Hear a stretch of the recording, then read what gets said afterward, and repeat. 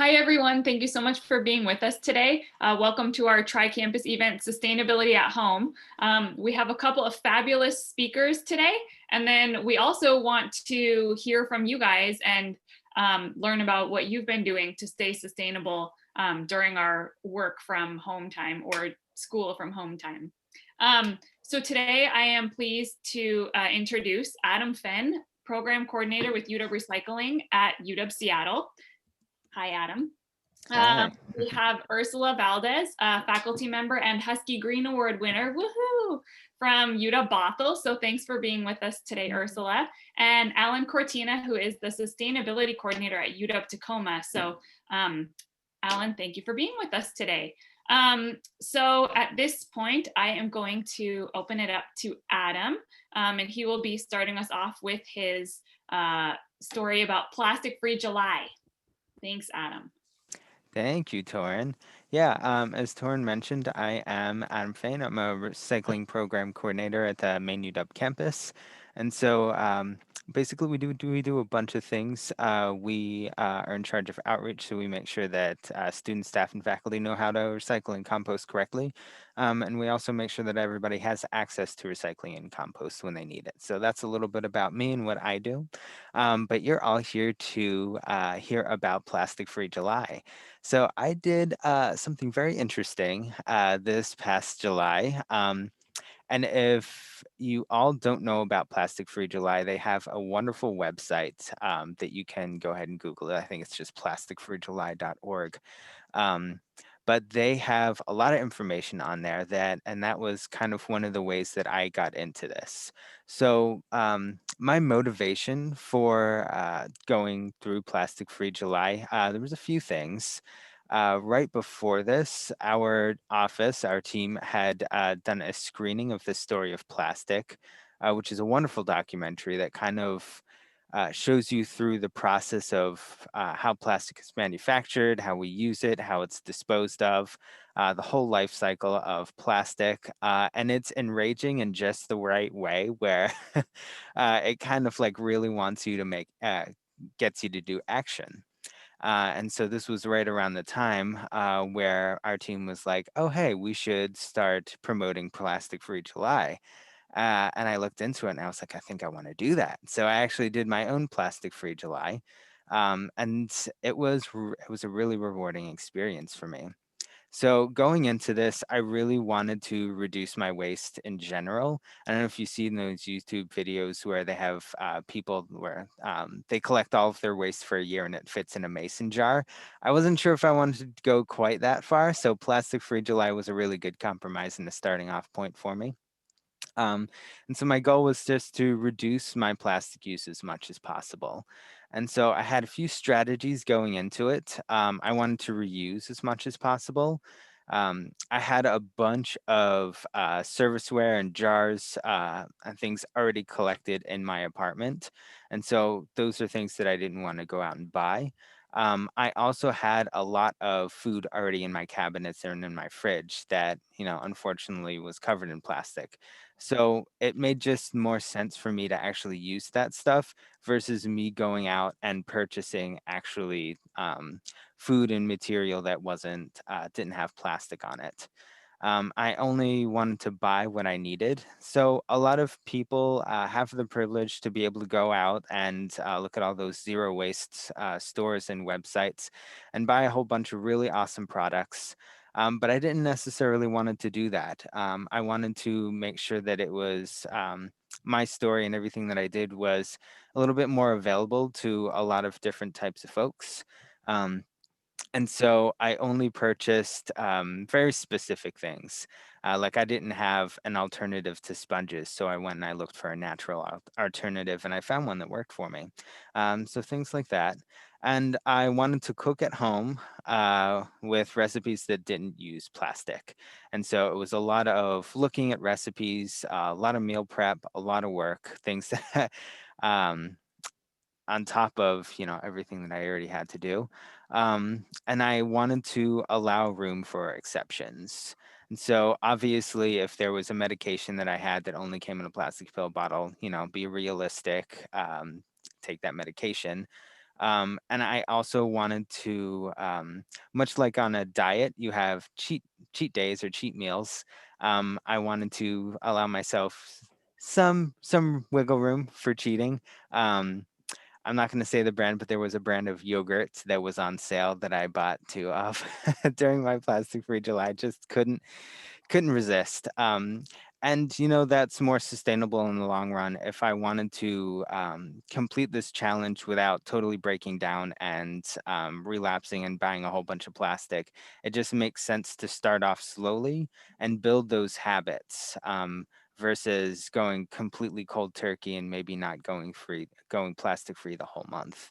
So it just made sense for me. Um, it went pretty well for me, honestly. It was also a very difficult time for me to go plastic free because it was during the pandemic. And so there were a lot of setbacks for me, and there was a lot more work that I had to go through. So, one of the things that you can do to reduce your plastic is shop the bulk bins in the supermarkets, but those were closed in July. So I didn't have the luxury of doing that. And there were there were a few other things too. One that I have to mention, it was a really low point for me. I ordered takeout because there was one night where I couldn't I couldn't bring myself to cook at home, and I did takeout because I knew this place had compostable serviceware, and so I was like, all right, it's not plastic, it's compostable trade-off. And then I go and I get my meal, and it wasn't just like plastic, like recyclable plastic. They gave me a styrofoam container, and I was horrified. um but it's just one of those examples of how it was a lot more difficult during the pandemic, but even more worth it because it was a lot more work, but I had a lot to show for it just because of how steep it made that learning curve for me. But it was really cool too because I was able to learn as I went. So one really cool thing that I learned too is I was like, okay, I'm gonna have to cut out meat out of my diet because it's very difficult to get that plastic free. But I asked around, and there was a grocery store that was like, oh yeah, we'll give you like cold cuts, and if you just ask, we'll put it in paper instead of plastic for you. And so there's like little cheats, little hacks that you can do like that. And as you go through Plastic Free July, keep asking questions, keep searching, because you'll just get better and better. Um, so, what I learned from Plastic Free July is that it was difficult to do at first, but overall easy to do. The first 2 weeks were definitely the most challenging because that was when I had to do all of the work. I had to search for products, I had to search for plastic free alternatives, and all that. Um, but after I had, my game plan, it was a lot easier to do after that. And one thing that I learned also was that plastic free July is very easy to do as starting off point. And so if you go through the month without or reducing your plastic waste, it's very easy to kind of take stock in some of the other things that you're doing in life and maybe try to do a different challenge, like reducing water consumption, reducing paper, reducing energy. All of that stuff are very worthwhile things to look into and worthwhile things to do. Another thing that I learned also that I think is a really good takeaway for everybody is that doing this challenge gives you the opportunity to be an ambassador. And so I would tell my friends about some of the things I was doing, and then people that had. I was pretty sure wouldn't take an interest in it whatsoever were very interested. And so when you take this challenge, if you take this challenge, I hope you do, don't keep it to yourself. Let people know what you're doing and document what you're doing because you'll be surprised. A lot of people are more interested in this than you would think. And one of the things about Plastic Free July is that, yeah, it's great if you yourself can reduce your plastic, but it's even better if you can share what you do and get other people to reduce their plastic as well. So those were some of the big takeaways that I took from Plastic Free July. And after July ended, there were a few things that I kind of went back to just because it was a little bit easier.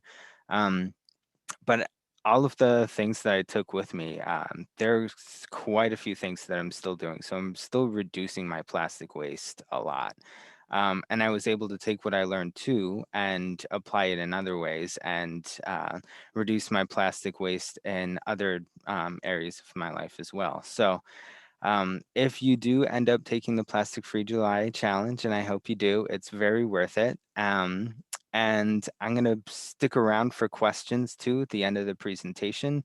So if you have any of your own questions about how you can do your own Plastic Free July, definitely let me know.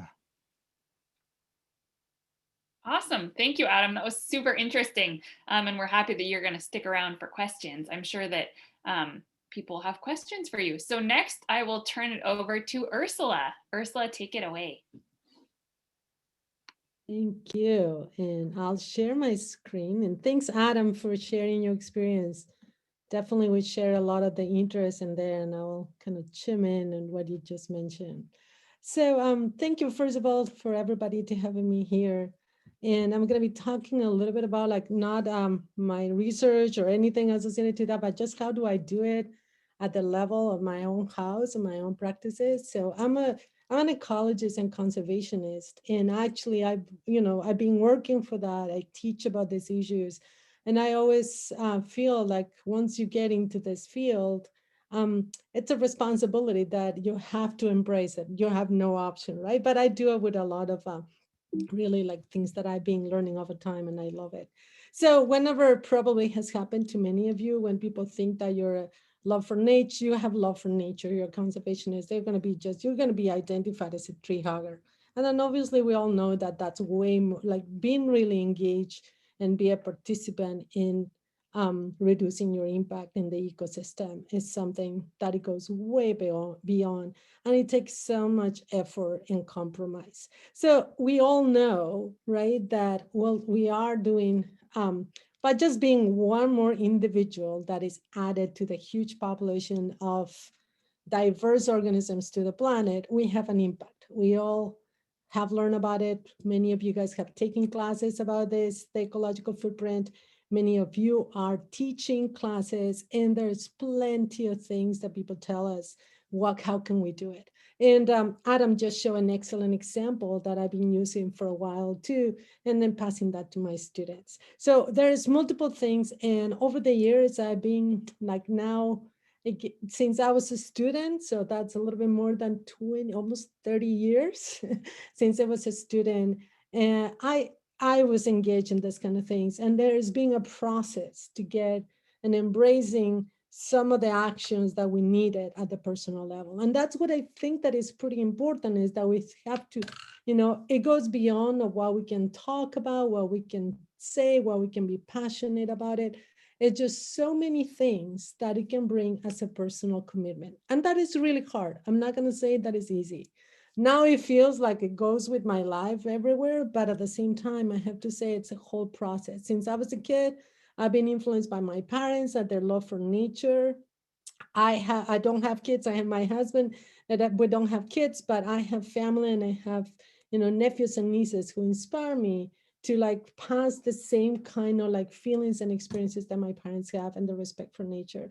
And I'm fortunate and privileged that I've been able, I'm originally from Peru, and I have done research and conservation work, and I do in Peru, and also I live in this part of the world, which is just brings so many wonderful places, wonderful experiences, and opportunities to engage with nature. So one thing that I always kind of try to keep as a motto, and that's the one thing that, many people say, oh, I love this planet. Oh, I love, species and ecosystems. I love nature. I just always want to try to put myself in this. I love this planet, but I am this planet. I love the ecosystems and the species. I'm just part of them. And whenever we talk about the species, I just want to make sure that I have my place in there, but I just one of them. Nothing, it's like we are all together. And it's a matter that if we take care of the places that we live on with the organisms that we live on, we're going to be talking about how do we make sure that everybody survives with the same opportunities. So in any case, I could talk about many other different aspects, and I think plastic and transportation and all those things are really important that we all embrace. And I bet there's going to be more opportunities to talk about those. And I've done those and I continue working that, but I'm just going to focus on a couple of things that I do constantly at home, and that I've been now engaged in that for at least 25 years. And again, because of experiences, because of inspired by the places I go, by the people I meet, by my parents, by family and friends, and so on. So yeah, Adam, I've I love the fact that I'm a kind of a plastic is so in everywhere. So I'm also lucky that once I start grad school, and when I was in the most stressful times of grad school, I actually learned to sew and I learned to make crafts. And that was such a saving thing for me in terms of my brain, but it also gave me the opportunity to learn about transforming things and about learning to make things on my own. So over the years, I've changed completely about the kind of the articles that I use at home. We barely use any plastic. It's unfortunately that we cannot eliminate 100% plastic. I mean, we try, but there's some things that is going to be impossible, but we work and I make a lot of these things like napkins and utensil holders and all. And actually, a couple of years ago, I think I did I did a workshop with people in the Earth Week, and we did this. And I also taught a class about, reducing your ecological footprint on a small budget. And that's another good thing that Adam mentioned, that so many of those things sometimes are very expensive to do. Some of the things is that we can actually make it for more cheaper. So I learned to make a lot of the my own products, my own cleaning products, a lot of things that I make at home, wraps, fabric things, bags, a lot of those things. And I also, one thing that is pretty important for me in terms of my philosophy is that I try to think in a way that we can go a little bit away from the consumption. I mean, like all of you guys, obviously, but I put like reduce as the main focus on, like, it doesn't matter if it's recyclable or not. It's like we want to kind of make sure that we reduce the consumption. We definitely do way more than we need. And also reusing. And by that, that's what I'm like showing these pictures. And then recycle, okay, fine, that's okay. Good that you do it. But at the same time, that's something that still takes a lot of energy.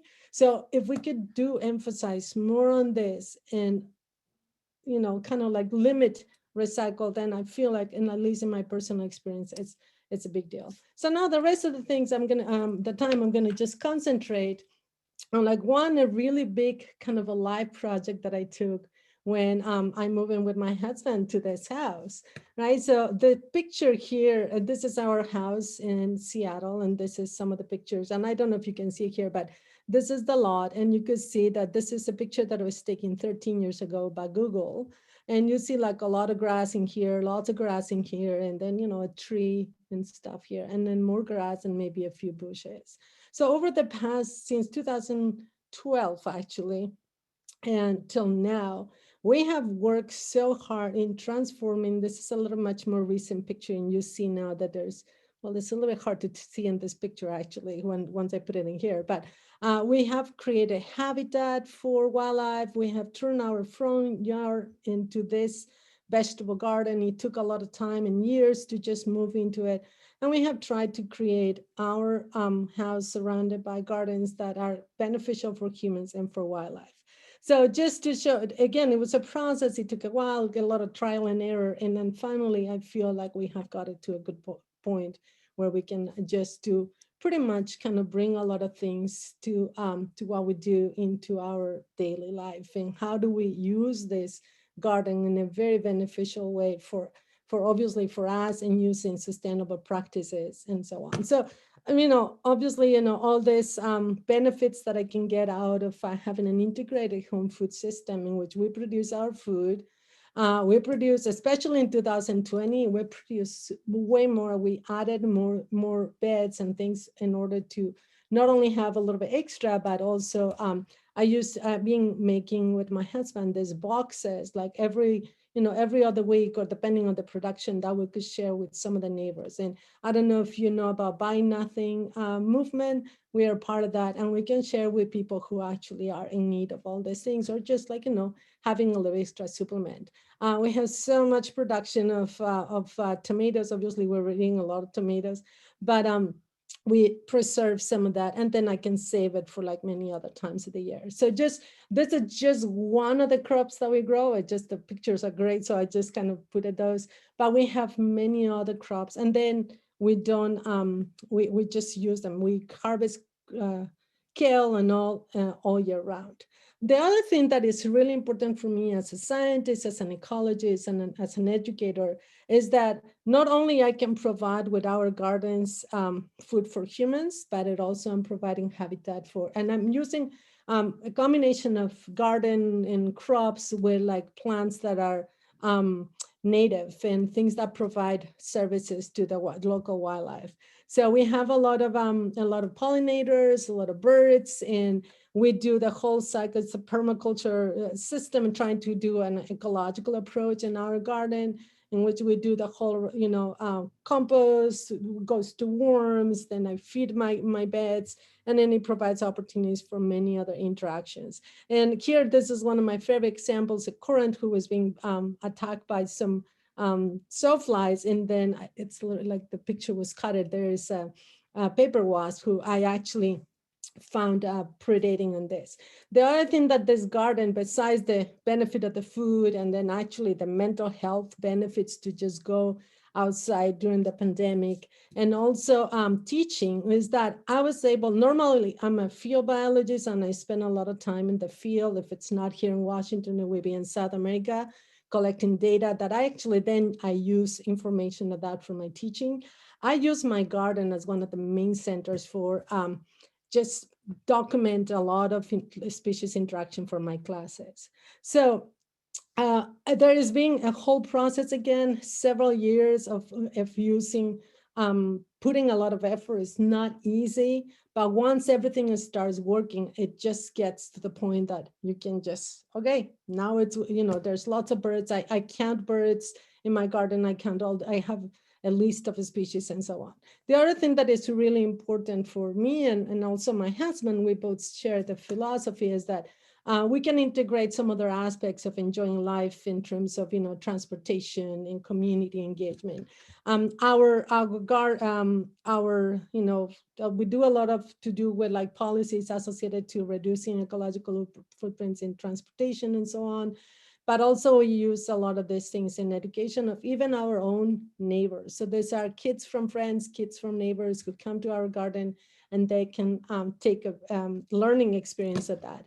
And then again, we also think that, this is something that it goes at the personal level, but it has to go farther in there. So just to finish thing, this is something that has been really a whole process for me as a person, as an educator, as a scientist, is that the challenges are big.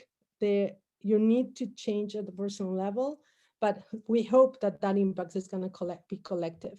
But it's really key that you make your decisions through a whole process of like really, as Adam was mentioning, to assess what's happening, how is it happening, what's the impact, and so on. And it's just kind of funny that you mentioned yogurt. One of the I'm a vegetarian, and we do a mostly plant-based diet. We eat sometimes fish, depending on sustainable sources and on. But one of the things I love is yogurt and cheese. So I learned to make my yogurt, and I do communicate this. I don't do a public, pages or podcasts or anything, but I do use sometimes my Facebook to communicate about this. And I do analysis on how much money that will be saving me, how much plastic it's saving me. I've been making yogurt now, I think it's now 4 or 5 years, and I have a whole analysis on how many, plastic things I've saved, and I actually do that for many other things. So in any case, it's really important that we all, find a way to use the information that we have use the passion that we have, and use, this for increasing the life of many others. I'll be teaching about it. I really want to spread the word, and I think that's what I'm going to stop in for now, and I'll stick for questions. So thank you for your attention. Awesome. Thanks, Ursula. That was so interesting. I'm excited to hear more about your homemade yogurt. Anyway, sounds complicated. Really good. Oh, that sounds delish. Allan, are you ready? Yeah, let me just share my screen here. Awesome. Thanks, Allan. Yeah, I try to go a little bit quick, but great talk so far. Learned a lot, so great. Yeah, so my name's Allan. Like they mentioned earlier, I'm the sustainability coordinator for the Tacoma campus. If you've never been to the Tacoma campus, here's a kind of a picture of it. Excuse me. I'll be covering how to become a better consumer. So the last two presenters talked about, reducing and reusing, which is great. But, a lot of times we have to buy something, even if it's essential or it's something that you really want. And I'm kind of here, this is a big topic. So obviously I can't cover everything in 5 minutes, but I'll, try to do my best to kind of jumpstart you to making these decisions. If you didn't know about some of these decisions or some of these other resources, then hopefully you could take some of that away today. So I think most of us know the problem, right? So this linear economy of take, make, consume, waste, dispose, it's not sustainable. So we want to have a more circular economy, as you can see here in the right, and we're trying to minimize this residual waste as much as possible. Fortunately, we're not there. There's some products that are there, and like mentioned earlier, reduce is the biggest thing, reuse, and then recycle, if we can. But reducing is obviously the biggest. That's why it's big. So I kind of made a buying flow chart, so you could kind of picture this in your mind when you want to purchase something. So you have to ask yourself, do I really need to buy this? And if it's the question is no, or the answer is no, then you save money and you're preventing waste. So good job. It's also psychological because when we buy things, we feel good, and we're in a society where it tells us to buy, and which makes us happy, but it not only lasts for so long and we have to buy more. So if you could stop yourself, that's a big accomplishment. But if you do need to buy it, can I buy used? And if you can't buy used, that's great because it's probably going to be cheaper, and it prevents it from going to a landfill or being disposed of some other way. But if you can't buy used, then try to buy it sustainably, which I'll cover on the next slide. So things you want to consider is the quality. So most of the time it's going to be an investment. Things that are higher quality usually cost more, but in the long run either saves you money or lasts longer. And you have to think about how they produce the item. So where, how, and the type of material they use. I'll go more into detail on the next slide. So where, one of the things that I like to do is buy local as much as you can, because you're supporting a local business, and also you keep the money within your community. You want to look for like minority owned, trying to get that equity in there. And then if it's not local, then how far is it coming from? You have to consider the shipping, the greenhouse gas emissions that comes from shipping that much. You want to notice, how the products are made, the work labor, the resources used. Does the company mention anything about sustainability on their website or in their mission? You have to be careful with greenwashing, the material quality over quantity. So this is a lot of information. So if you feel overwhelmed, you're not alone. It's definitely a lot of things to look into, because what we did before, what a lot of people do is just they just buy and then they don't anything where they just buy like the cheapest thing on Amazon or something, and then go on about their day. So there are some resources they can use to kind of find better choices or support more sustainable companies. So like certifications, some things I put up, like the Fair Trade, Carbon Neutral Certified, Cradle to Cradle.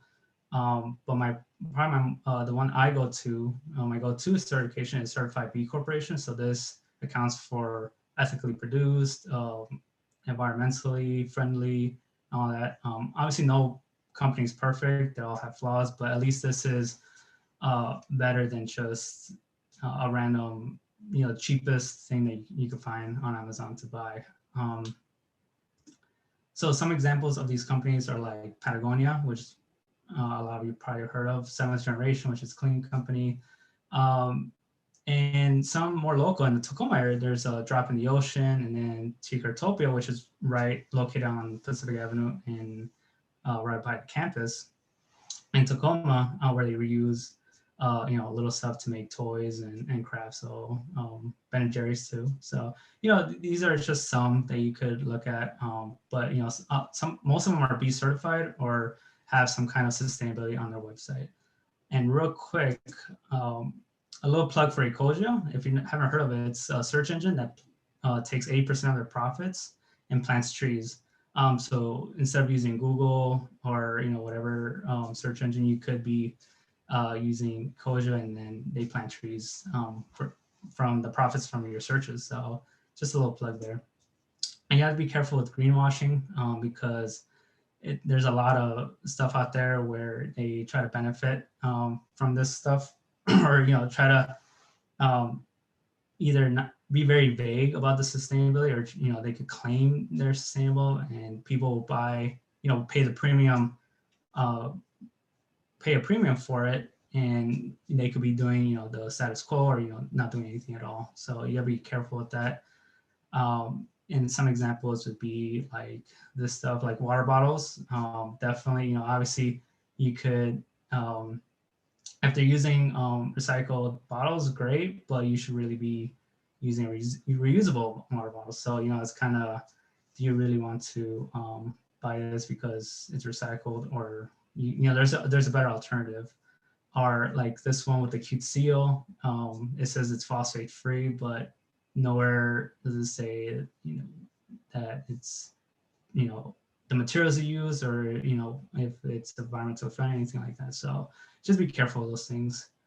And just to wrap it up, I want to remind you to, start small. Like other people mentioned, try your best. This is a lot, investment in time to do this. So definitely, start small, maybe 1-2 things here. But obviously the biggest thing is to try to reduce first. And if you need to buy, then, try to find some of these more ethical, sustainable companies, because I do believe that our wallet is our,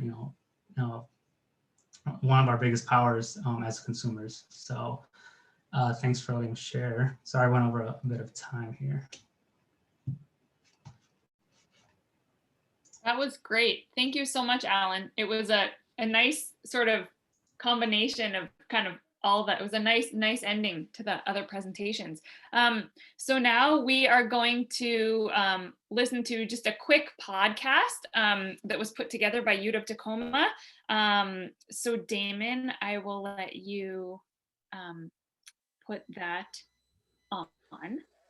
Yeah, so hi everyone, I'm Damon Eklund. I'm the communications coordinator with UW Seattle here, or UW Sustainability here on the Seattle campus. This is actually a podcast from UW-Tacoma that asked some students, faculty, and staff from across all of our 3 campuses to talk about what sustainability means to them and how they've been practicing sustainability at home during the pandemic. And so we're going to play this. It's just a few minutes, and then we'll go to a larger Q&A session where we can answer questions, or you can, we'll have an opportunity for people here to share their experiences if they'd like. From UW-Tacoma, this is Pod Defiance. Welcome to Pod Defiance, where we don't lecture, but we do educate. I'm Eric Wilson Edge. Today on the podcast, sustainability. This mini episode is part of a much longer episode we plan on airing during Earth Week in April. We asked faculty, students, and staff at all 3 University of Washington campuses to answer some questions related to sustainability. First, we asked folks to give their definition of sustainability. Next, we wanted to find out how the pandemic impacted their ability to be sustainable. And finally, in what ways are they practicing sustainability in their day-to-day lives? We'll hear everyone's responses in full during our Earth Week podcast, in which we explore sustainability and the challenges of being sustainable during a pandemic. Here then is Lauren Rowe, Julie Ira, Monty Amer, Genesis Gonzalez, and Hannah Coach.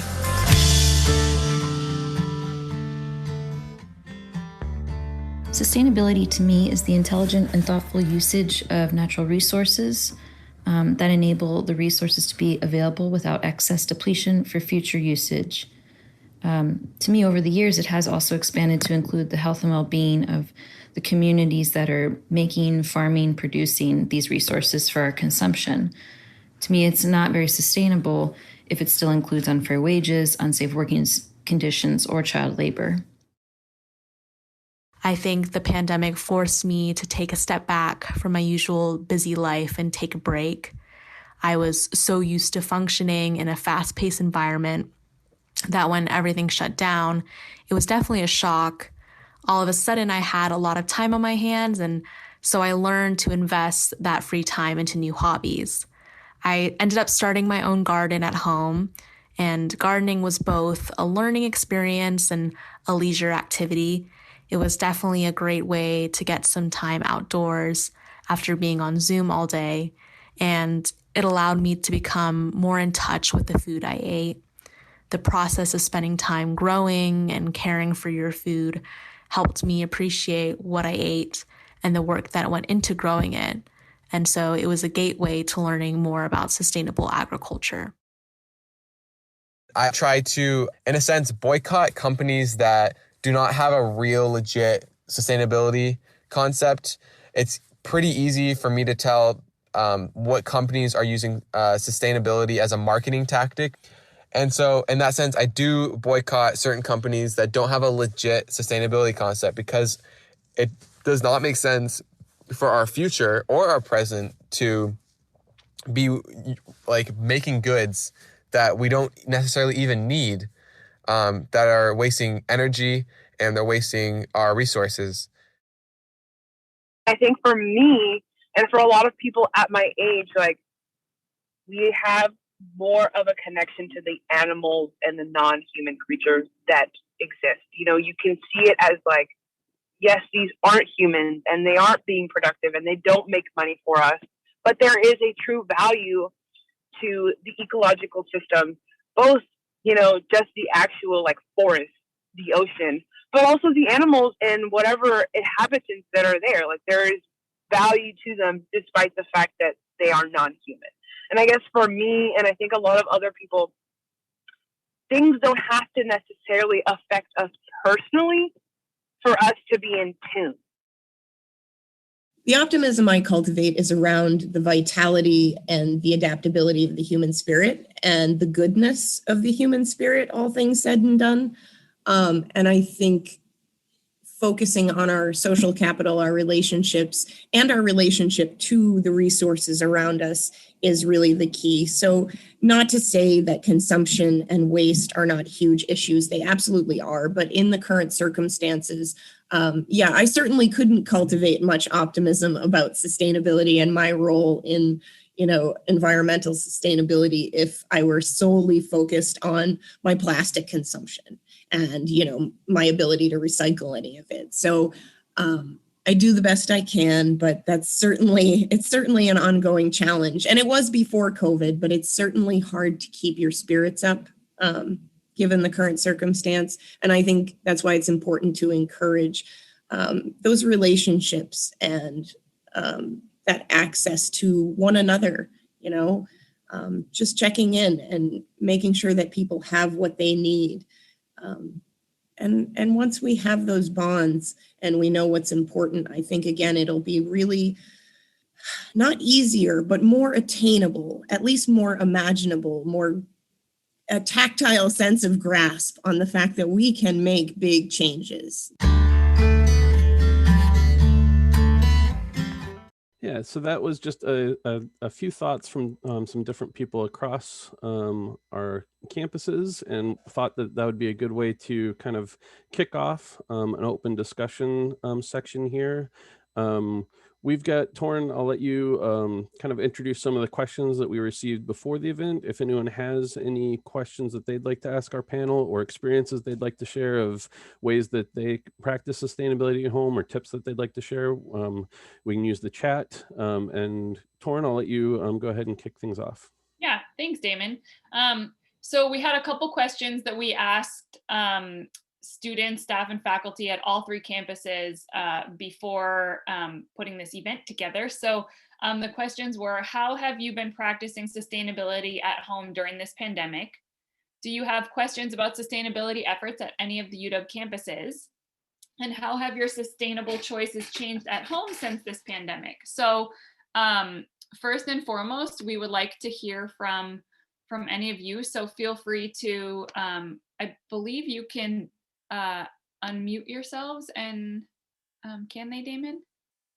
At the moment, since we've got enough people in here, I want to keep it a little bit more organized. But if you want to ask something and unmute yourself, go ahead and put a note in the chat, and we'll let you unmute to ask it, or go ahead and ask in the chat, just so we don't have too many people sort of talking over each other.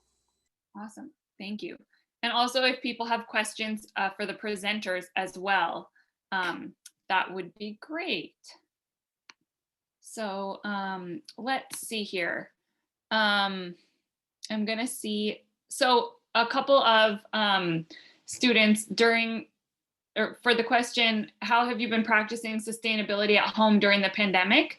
A lot of students have said reusing bags and containers as much as possible, trying to buy thrifted clothing, as well as donating their own clothes. I think a lot of people use the free time that they have to maybe go through their closet and donate some clothes, which is fabulous. And then curbing meat consumption is also one that was quite popular.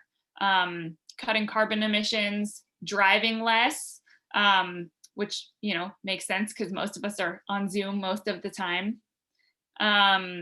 Trying to use zero waste products, and working within the city to see how the city itself could promote sustainability. So that's a really great thing to do, kind of taking it to the next step. Doing my best to recycle and compost. I'm wondering how many people on the call today have started a compost pile, if you didn't already, or started gardening, or things like that. Not using plastic bags for produce at the grocery store. Yeah, that's great. I know it's been kind of difficult at a lot of stores. You know, they've kind of flip-flopped between you're not able to use your own reusable bag. So, you know, if you can opt for paper instead of plastic, that's been a better choice, but it's been difficult. Grow some food, even if it's in a pot, if you don't have garden space. Yeah, that's a great one for sure. People don't have a lot of space. You can definitely use a windowsill. Whoa, there's a lot coming in. Food banks have been happy to take your extra plastic bags. Oh, that's great to know. Awesome. Shopping more at farmers markets and subscribing to fruit and vegetable CSAs. Yeah, that's great. Is that through your city, or how have you, is that something that you did before the pandemic, or did you start that during the pandemic, Judith?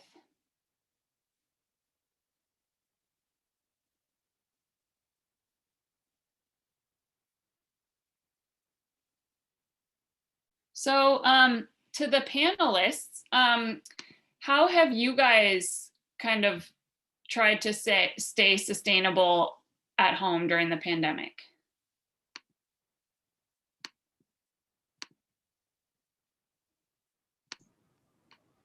So for myself, I actually invested more time since I'm not taking the bus to Tacoma. I live in Olympia, so I'm not taking the bus to Tacoma campus. I've invested more time into my garden or our garden, me and my wife's garden. And I didn't start compost, but I expanded composting during the pandemic. So actually I've gotten a shredder, and the junk mail I get, I shred it and I put it with my compost, and that's my carbon for the compost with my other food waste. So I get a good amount of junk mail, and I used to just recycle it, but I figure this will be a better use for it, and then obviously the compost I use for my garden. That's a great idea, Allan. I'm going to start doing that. Yeah, for me, well, we added a little bit more of a space. I mean, we're lucky that we have space. So we added a few more spaces to grow food. And as I mentioned, we grow food all year round, pretty much. Obviously not tomatoes, but so many other things. So that could help us to stay longer without the dependence. And also to share with neighbors. That was another of the reasons to share the neighbors. The one thing is I have more time since I'm not driving, so I have more time to actually make more things at home. So I prepare a lot of things. A lot of our meals are very well planned. We use a lot of the things that we try to not waste things. So that gives us more time. That is the one thing, not driving to campus, living in Seattle for classes or something. Just we're eating way better in terms of, we always have put a lot of effort to eat healthy, but now we have more time to plan it and think about it. So that's one of the things. And we still, my main driving is going to campus, and normally we don't drive unless we're leaving the city. So that's one of the other things that we keep walking to places, just kind of, yeah, more time for doing things. Awesome. And Ursula, you kind of touched on this too, but I'm curious from everyone, how have your sustainable choices at home changed since we've been home more? It sounds like for you, Ursula, you've had more time to kind of focus on cooking and healthy food options and spending more time with that. Yeah, I mean, that's an interesting thing, because I will say that not a lot of things have changed drastically in terms of the approaches. I have more time to do more things in terms of, preparing more things for more days, or I've been doing a lot of preserves when other times I would just give away things, but the main thing is that the way that I can put this as a lesson is that we have, because of the pandemic, we haven't suffered too much in terms of needs, because we were very already self-sufficient, not worrying too much about buying a lot of things, and we do a lot of transportation in our bikes or walking. We have our whole connections within the community. So I will say that because of that, we've been fostering, my husband and I, we've been fostering that for a lot of years now. It was less difficult. Mm-hmm. So I feel like I was, much more prepared, and yeah, and it's being, I mean, even for me to have a little bit more extra time to be in the garden has been just great. So I feel very fortunate that way. Yeah. Nice. Ursula, I just wanted to second everything that you said. It was great. For me too, yes, I have more time. I know when the pandemic started, things weren't, I wasn't necessarily as apt to take that time to figure out how to be more sustainable. I think that's a choice that you have to make. And doing the Plastic Free July Challenge actually really helped me, because I was able to take all that extra time and figure out how to do it.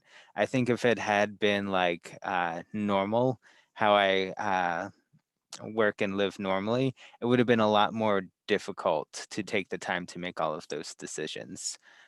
So that actually helped me a lot.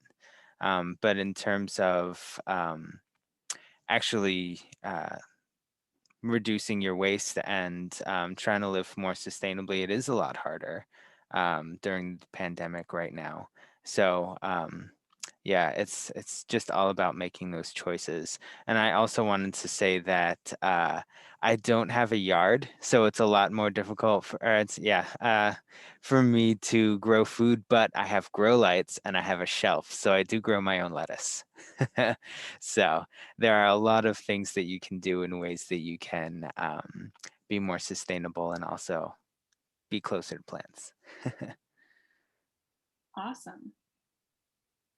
Does anybody else from the audience maybe want to share anything that they have successfully grown in their house or apartment or in their kitchen or outside?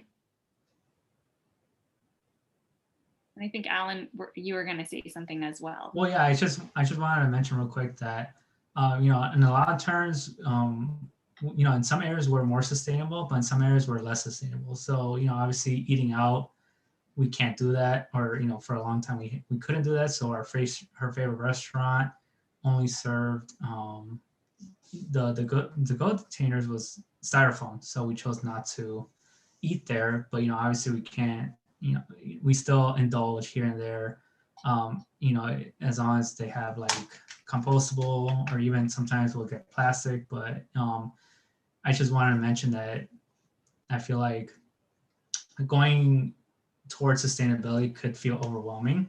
But small things. If it's just reducing some things here, and I think that's all we can ask for, because I don't want people to feel like this is too much work, or this takes way too much time, especially for college students with other responsibilities. So, if starting small or doing small things is better than just doing the same thing over and over.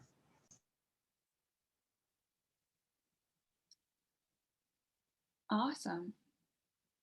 Yeah, so it looks like, let's see, one of our audience members, Chris, he says, before and during this pandemic, my wife and I have removed all the grass in our front and side yard and are currently re-landscaping with native and edible plants, started our own compost pile / bin, and grew cold crops for the first time, and set up a grow tent in our home for other crops. That is awesome.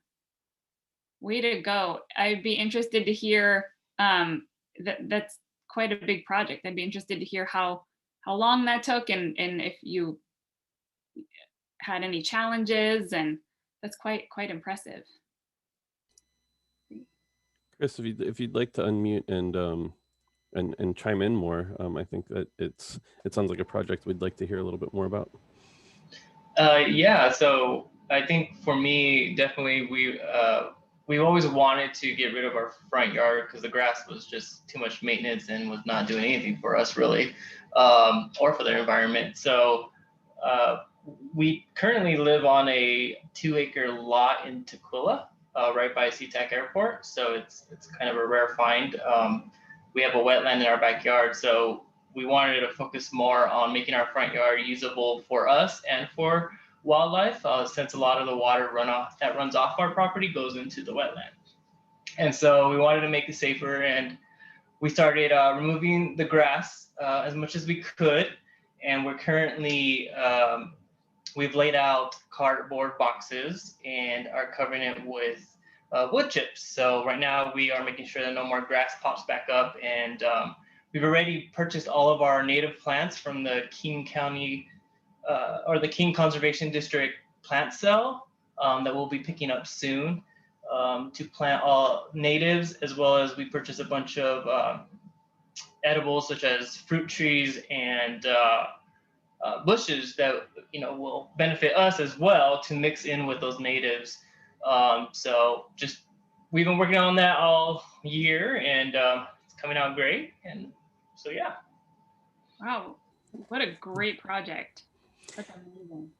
Adam, I wanted to a quick question for you, both kind of touching on your Plastic-Free July and just your expertise as someone with UW Recycling. We've got a lot of comments in the chat from people who've signed up to programs like Ridwell, or finding different ways to recycle snack wrappers and things that are difficult. And I was curious your thoughts. I mean, it seems like it's one of those things where it's a nice intermediate step. Like you said, it's great to try to figure out ways to reduce, but if you have those things to figure out how to recycle, and I was just curious of your thoughts on kind of finding those programs that provide recycling streams for some of those hard to recycle materials, and how that kind of fits with that reduce, reuse mindset.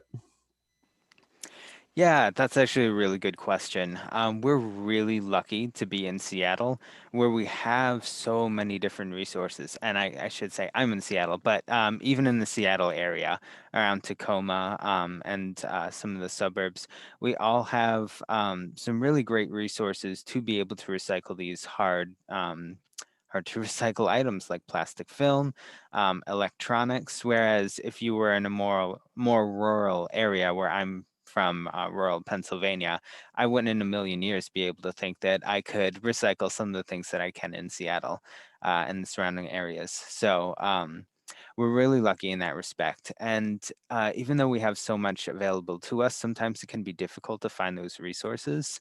I just want to say that our team, we do have a lot of expertise, so you're welcome to reach out to us.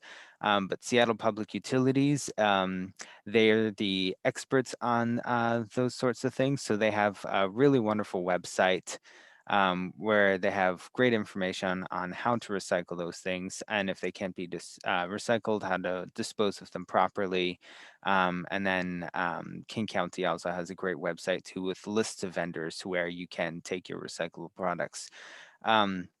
So we're lucky in that respect. But as you were saying, how it fits into the whole reduce, reuse, recycle, I always like to say to people that if you don't have those items in the first place, you won't have to do so much work trying to figure out how to dispose and how to recycle correctly. So if you do the work to try and navigate how you purchase, how you acquire, and how you use items, there are ways where you can, reduce as much as possible the things that you're trying to get rid of. I hope that answered your question pretty well. Yeah, and I wanted to point out, say that Ridwell is something that I've been utilizing a lot, because we do find that there's just a lot of things that our household ends up with that we want to dispose of as responsibly as possible. But it's also made me think about what comes into our home and ways that we can cut down. So I think that they are really useful, and it's also useful to think about ways to kind of that ongoing message we've had here, that reducing the amount of waste is better than finding ways to dispose of it. And sometimes you want to dispose of what you have as responsibly as possible. And hopefully it helps you think about ways that if there's places that you can cut out, that you can cut out or to work around. But I think it's great that there's those options here, and that it really gives people a wide range of opportunities to practice sustainability in ways that work for them. Mm-hmm. And I'm putting links also in the chat right now. Awesome. Thanks, Adam. Yeah. One quick thing too, Jen Kim, that's great. Use the public library. That's a fabulous idea, and you get exercise on your way there. So it's kind of a double whammy. That's great. I've also, seen a lot of people download ebooks as well. So that's another great option. So everyone that has been part of the call today, all of our fabulous speakers, and everyone who came to hear them, thank you so much for being part of the event. As Damon said earlier, we have this recorded. So if you want to look back or share it with any colleagues, please feel free to do so. And thank you so much for your time today. Really, really appreciate it.